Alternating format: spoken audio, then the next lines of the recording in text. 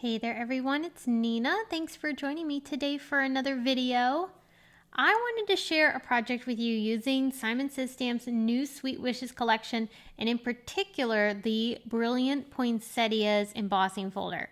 This embossing folder is amazing because of the rich detail that it provides. It's a 3D embossing folder, so it provides really strong embossed details, and I love this embossing folder because it comes with a coordinating die. And what's really neat about that is that you can use the die to highlight a particular section of the embossing folder, which is what I'm going to do here. I'm also going to share with you how I made multiples of this card design. This card design is great for making a mass-produced set of cards. So if you wanted to make a set to give to somebody for the holidays, or you want to make a bunch of Christmas cards that you can mail to your friends and family, this is a great design for that. Now, because I'm using the Sweet Wishes collection and it's also release week for Simon Says Stamp, that means we're celebrating, and we have a blog hop going on right now for the Sweet Wishes release. And in addition to not only seeing tons of inspiration throughout the hop, I have links over on my blog for you to check out all of the other stops in the hop. There's lots of other designers participating. This is day 2, but we also have a free gift for you. So on screen right now, you're seeing the instructions for how to redeem this gift that you can get with your purchase of any amount over at simonsaysstamp.com. You can get the Tidings of Cheer die set using the instructions that you see on screen. And if you want to go over to my blog, there's a still image of this so you can read it, and you can use the links there to purchase anything you want out of the Simon Says Stamp shop. Any item is eligible for this free gift. But this die is really unique. I actually designed this die for Simon Says Stamp. It's the fancy Tidings of Cheer die, and I used it on quite a few cards. This one is one that I really loved. It featured a really fun set of stamps, but I really liked the fact that the die was cut from some red metallic cardstock, which jumps off of this beautiful holiday card so nicely.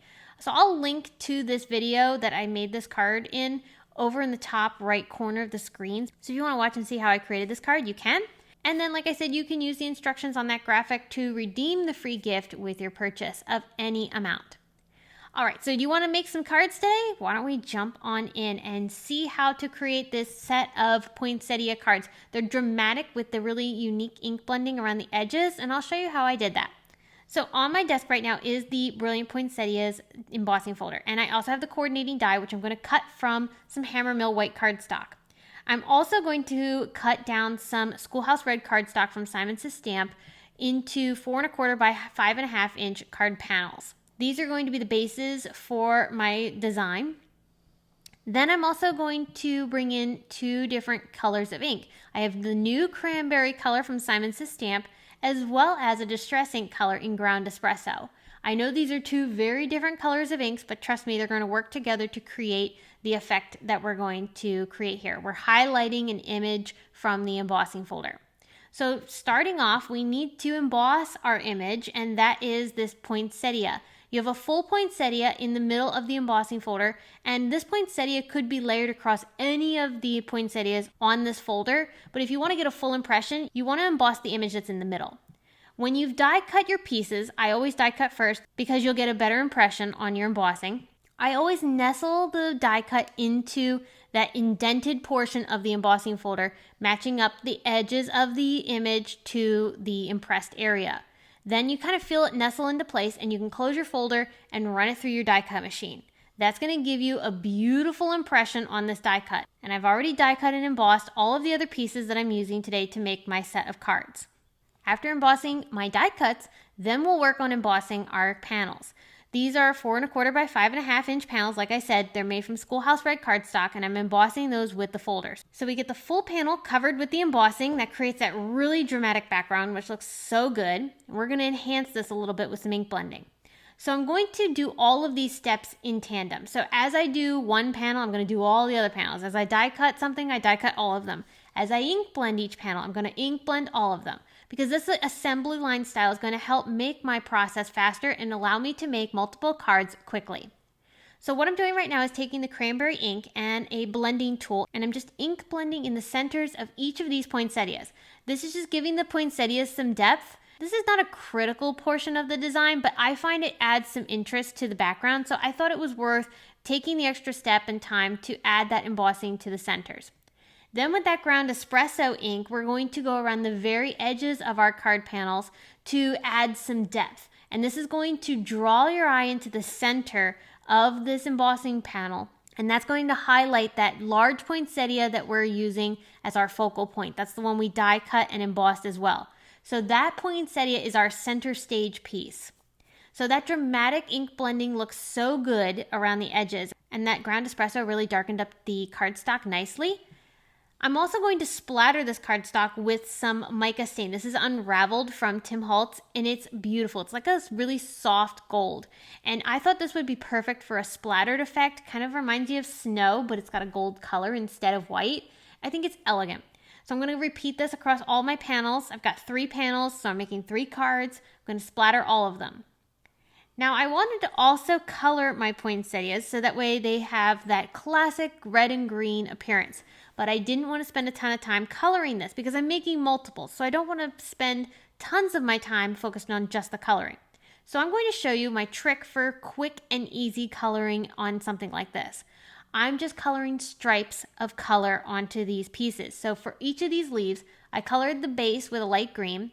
Then I brought in 2 slightly darker shades of green. So that way I could add a stripe of color of each one to the edges of that leaf and then finally go back over it with the lightest color to blend it all together.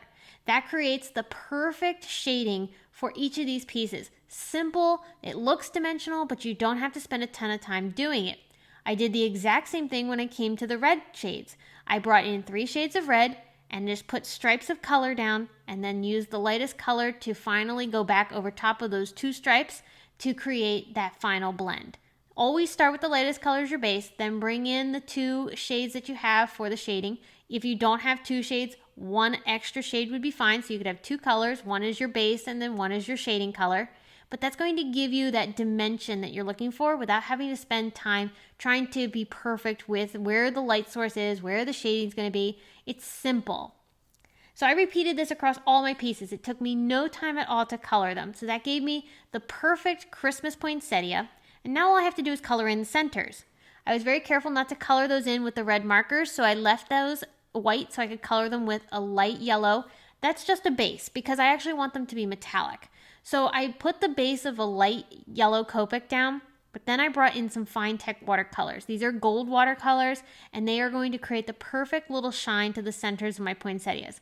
So I just very lightly put a small amount of that gold paint on top of the poinsettia. I did not put a lot of water into this because I don't want it to ruin my cardstock. This is not watercolor paper, so I just want a light amount of water, just enough to transfer that gold paint to the poinsettia. Now we can glue our pieces to our card panels. Now this card panel and this design can be modified from how I'm using it today. You can arrange the poinsettias in the bottom of your card or across the top.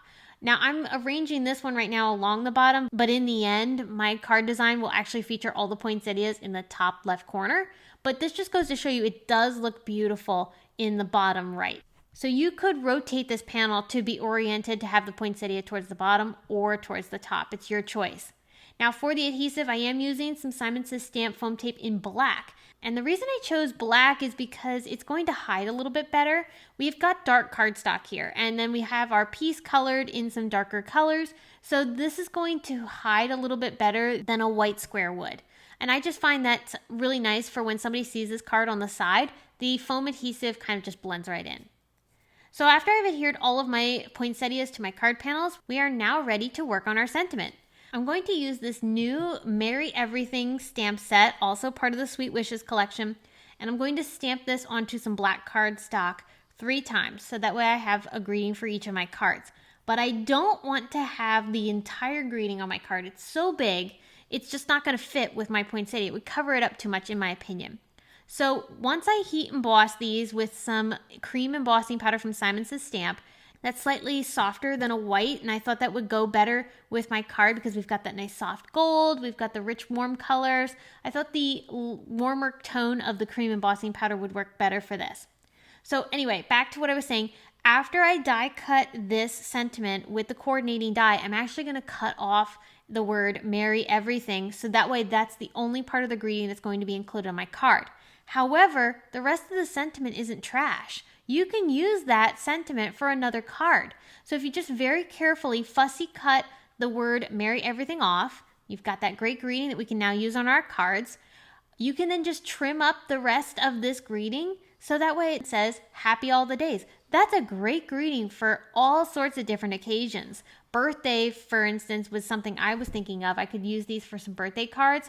You could even use this for the holidays. So save that. It's a great sentiment to use for something else. And you just cut off the ampersand, and that gives you a great second greeting to use on other card projects.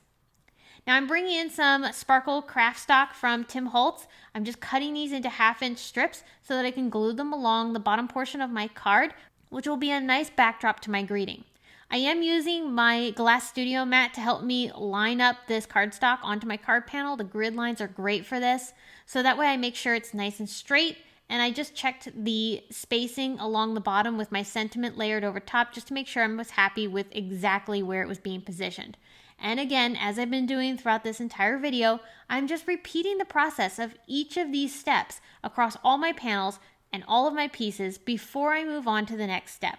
This is making my process of making multiples so fast. So now I can bring in my sentiments, and using some foam squares, also in black, I'm adhering my greetings onto the center portion of those little glitter strips. This little touch of glitter matched beautifully with the mica spray that we added to the background.